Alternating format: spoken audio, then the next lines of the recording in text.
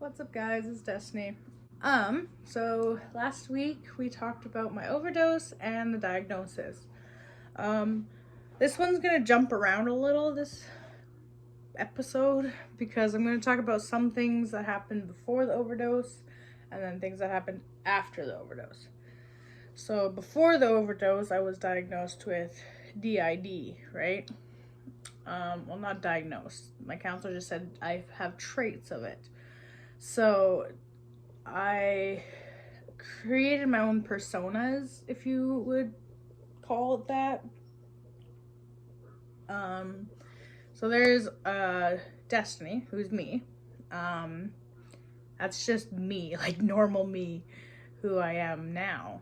And then there was Brittany, who is that happy-go-lucky church girl, followed the rules, all that good stuff was put into Brittany. That's who I associated that stuff with. So then there's Brittany, Destiny, and then there's Cassidy, or Cass. Cassidy is actually my biological name. I took that name for this part of me because it just fit. So Cassidy, or Cass, I'm going to refer to it as Cass now. She's the partier, the doesn't give a fuck in the world. She's the protector. She's the hard ass bitch, basically. So back then, Cassidy took over, in a sense, and that was when I was living with Ruth and Louie, right? So she was like the main person for 3 years of my life. I kind of made her the main, and she was a hoe, let's just say that. She sleeps around with people, and she lies, she cheats, she drinks endlessly, basically. She always fought, she was angry all the time. Yeah, so Cassidy hasn't came out in about almost 2 years now, which is a good thing. I'll come back to Cassidy again. So then, after my diagnosis of BPD, which is borderline personality disorder, I started realizing, oh, hey, so the DID diagnosis should have made sense in my mind that I had something wrong with me. So BPD, learning I had that was really hard because I had no idea what was going on.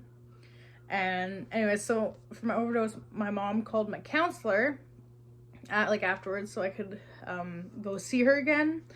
And basically she said that she doesn't get a lot of patients that come back after an overdose because they either died or they just don't want to go back to therapy. I did go back to therapy for a few months after that. I got placed into CAP, and I was alone, right? You weren't allowed your phone. All of my hoodies, I had to take the strings out, like pants I couldn't have with strings, like sweatpants or anything that could be a hazard, right? So that's psych ward, whatever. So anyways, I remember the first 2 days I didn't leave my room because I didn't want to, right? But every day Cardell and Ruth came, and Georgia visited me all the time. And then I made a few friends in there. One guy, his name was Julian. He, I don't know where he is now in life, but he was good friends with me. And then we called him Mowgli. He just looked like a Mowgli Jungle Book person. He was really funny.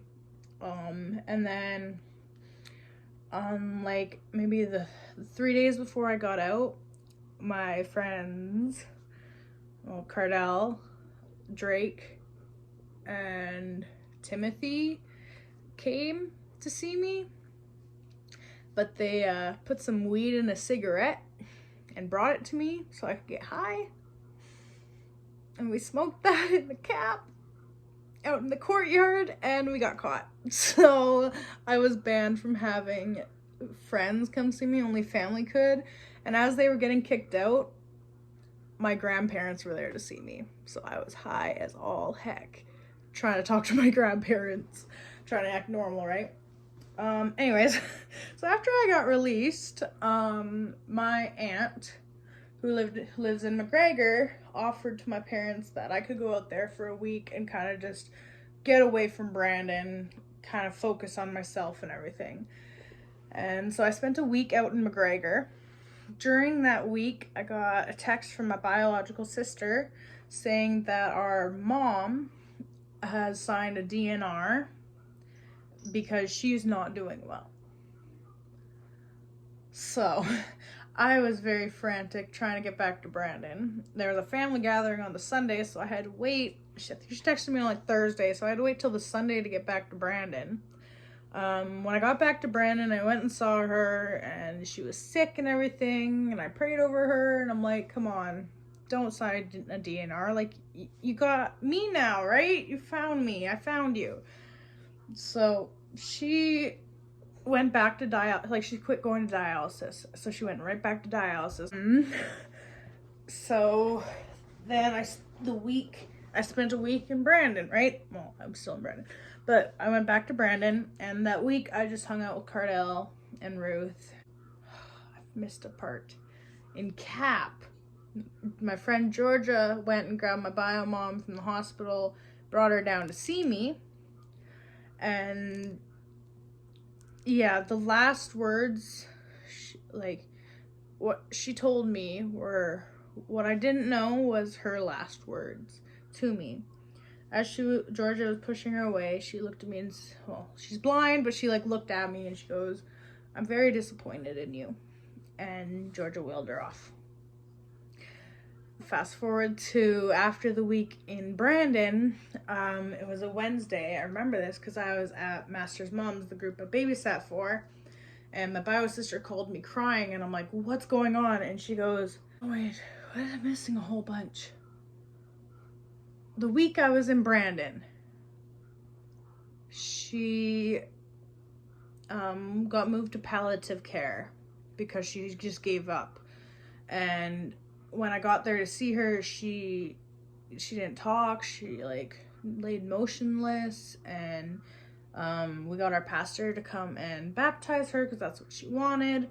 And then the next day at Master's Mom's, I got a call and she was crying. My sister's crying. I'm like, "What's going on?" And she goes, "Mom passed away at 7:30 this morning."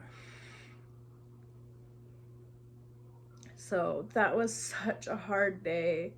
I remember babysitting, and as soon as I was done, I looked at my the person I worked with, and I'm like, "I gotta go."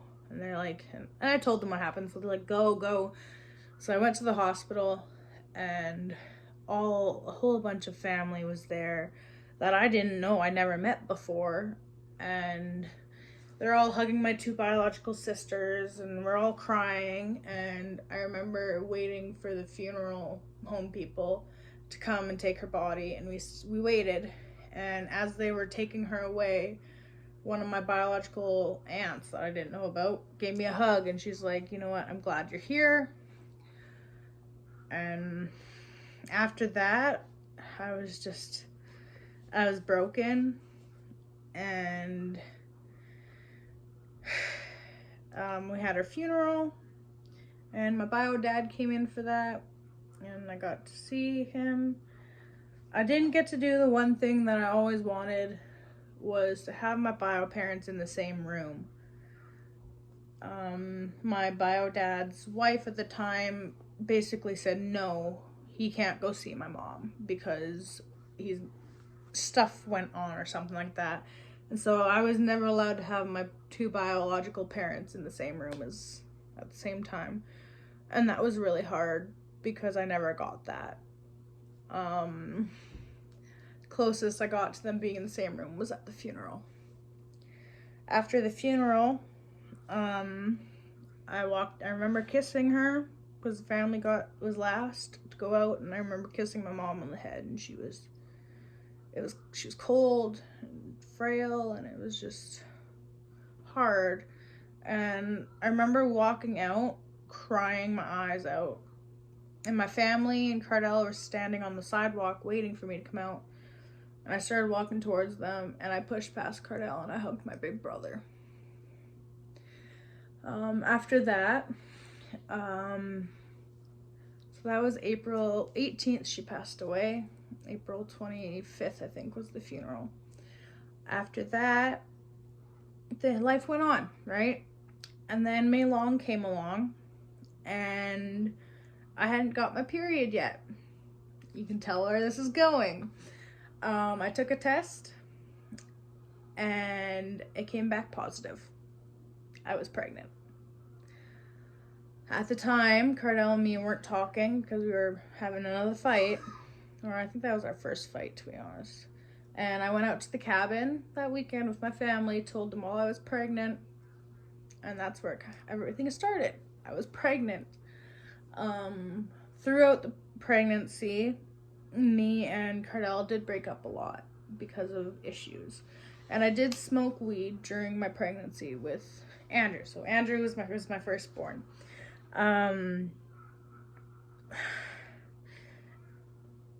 His gender reveal party, I had a party, right? Because it was my first kid, so I had a gender reveal, and Cardell didn't come to it because we weren't talking. Well, we were talking, but we were mad at each other, and he just didn't care. So I did the gender reveal party by myself. But I had lots of friends and family there, which was awesome. And then after the party, like, I texted him, like, do you even want to know the gender? And he's like, yeah, whatever. So I told him, like, it's a boy. And he was like, okay. So that was a hard pregnancy because, yes, I was smoking weed during it. Me and Cardell had non-stop fights during it. And then January 4th, I went to the hospital and got induced. Or not induced, yeah, I went in to be induced. But something, I don't know. And then I had Cardell, Grace, and my mom with me. And they stayed with me, and then like 11:30, they're like, okay, we're going to induce her tomorrow morning, so you guys can go home. So I was left alone in the hospital at night. I wasn't allowed to eat food. I wasn't allowed to drink. 7:30 a.m., my sister and mom showed up, and Cardell, and they broke my water, gave me Pitocin, and started the labor, basically. So I labored for 12 hours with Andrew. During that time, like, I had the gas. Apparently I was really funny on the gas. I had the peanut ball, and then an epidural, and about 9 o'clock? Not even, it was about 8:30, 8:45. The doctor came in and checked me out, and he goes, you are 8 centimeters dilated. The baby's in distress, so we're taking you down for emergency C-section. At that time, I threw up all over my mom's shoes. I think it was my mom, I threw up on somebody. And they got me all ready, and they come in and they're like, all right, who's going down with her? And Cardell already stated that if I was having a C-section, he does not want to go because he doesn't want to see me like that. So my mom came down to the OR with me and was there for the birth of Andrew. As soon as Andrew was born, he had like a cone head because I did try to push, but it wasn't big enough, so he had a little cone head. After that, I got to see him, right? My mom and Andrew went right upstairs, straight to the NICU. I had my family members waiting for me, my brother, my sisters, a foster kid, my dad. Everyone was waiting for me upstairs. I stayed downstairs in the recovery room for 2 hours. As soon as I got up, they told me that the baby was in the NICU. And I don't honestly remember, like 24, 48 hours after that. I was out of it. I do remember being yelled at because Andrew's eyes were blue when mine and Cardell's were brown. So that was the that's what got CFS really attracted to us, is because his dad was yelling and screaming at me that it wasn't his kid. So that happened. I stayed with him though, right? So then I got sent home a couple days later, and Andrew had to stay in the NICU. So Andrew was in the NICU for 11 days because he was eating. When he was eating, he would stop breathing because he ate too fast. So we were trying to figure that out, and finally he just finished. His doctor now wasn't there that weekend or that week. I don't know what day it was. And the doctor came in and looked at him. He's like, this baby should have been gone like a week ago. Like, sent home. So I was like, great. So I had to stay 24 hours again with the baby, with Andrew, to prove I could parent him and everything. And he was still gaining weight. And I got to take him home after that. And life started with a newborn. That's all. I'm gonna stop right there today. I will talk kind of more about what happened after Andrew came home, and yeah, it's just kind of a little keep going on. But anyways, thanks guys for watching. I will see you next time.